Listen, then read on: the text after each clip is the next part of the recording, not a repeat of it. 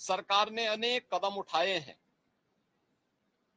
उत्तर प्रदेश सरकार की हर एक भर्ती में युवाओं को 9 लाख से अधिक नौकरी उपलब्ध करवाने और उसमें भी 20% से अधिक महिलाओं की भागीदारी के साथ एक नए कीर्तिमान उत्तर प्रदेश सरकार ने स्थापित किए हैं।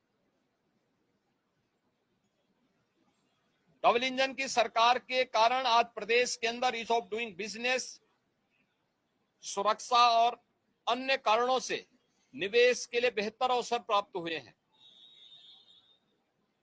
लाखों नौजवानों को अपने ही जनपद में, अपने ही क्षेत्र में आज नौकरी और रोजगार की गारंटी मिली है। परंपरागत उद्यम को प्रोत्साहित करते हुए वन डिस्ट्रिक्ट वन प्रोडक्ट और पीएम विश्वकर्मा जैसी स्कीम ने उनके जीवन में व्यापक परिवर्तन करने के साथ ही करोड़ों नौजवानों के लिए रोजगार के नए अवसर उपलब्ध करवाए हैं। जो भी नौजवान इनके माध्यम से प्रदेश की अर्थव्यवस्था को मजबूती प्रदान कर रहा है, उन सबका भी मैं हृदय से अभिनंदन करता हूं, उनको बधाई देता हूं। स्वाभाविक रूप से शिव भक्त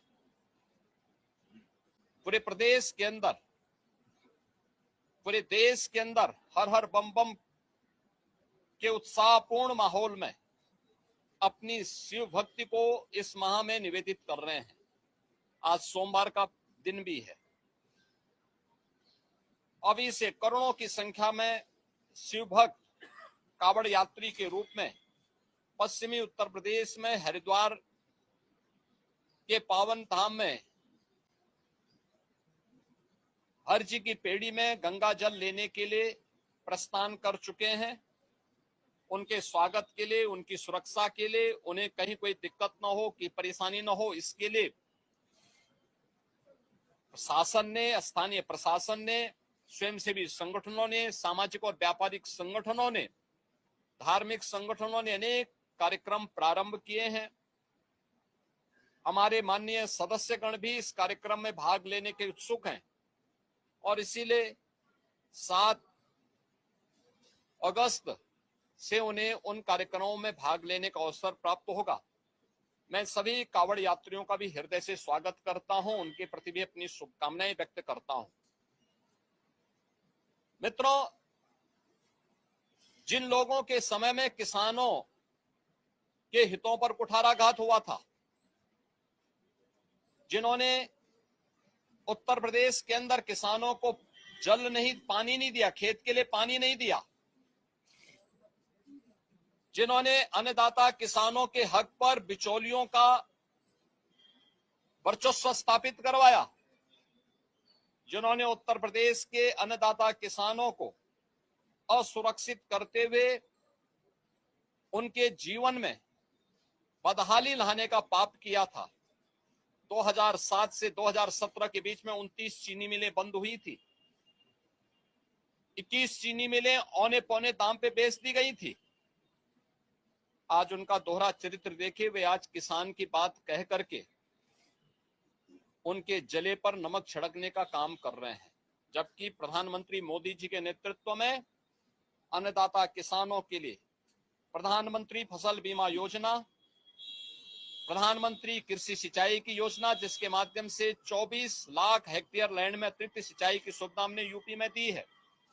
ये परिवर्तन देखने को मिला है, ये हुआ है। अन्नदाता किसान आज एक नहीं, दो नहीं, 3-3, 4-4 फसल प्रदेश के अंदर लेने का कार्य कर रहा है। पैक हाउसेज के माध्यम से यहां से औद्यानिक फसलों का एक्सपोर्ट हो रहा है, विभिन्न देशों में हो रहा है। 3,23,000 करोड़ रुपए से अधिक का गन्ना मूल्य का भुगतान हुआ है और 122 चीनी मिलों में से 105 से अधिक चीनी मिलें ऐसी हैं जो चौथे पांचवें दिन गन्ना मूल्य का भुगतान गन्ना किसानों के खाते में कर रही है, जबकि समाजवादी पार्टी के समय में 10 वर्ष का गन्ना मूल्य का बकाया बाकी था और ये लोग किसानों के साथ किसी प्रकार से उनके हितों को संरक्षण देने की बजाय उन्हें आत्महत्या और पलायन करने के लिए मजबूर करते थे। उनके ट्यूबवेल सुरक्षित नहीं थे। आज 16 लाख ट्यूबवेल में फ्री में बिजली उपलब्ध करवाने का काम ये डबल इंजन की सरकार करा रही है। आश्चर्य होता है वे किसानों के मुद्दे की बात कर रहे हैं।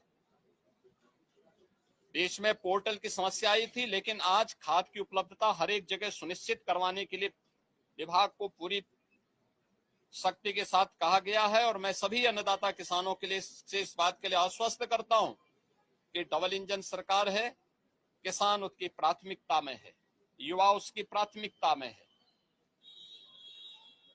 अयोध्या के मुद्दे को वे लोग उठा रहे हैं जिन्होंने राम भक्तों पर गोलियां चलाई थी,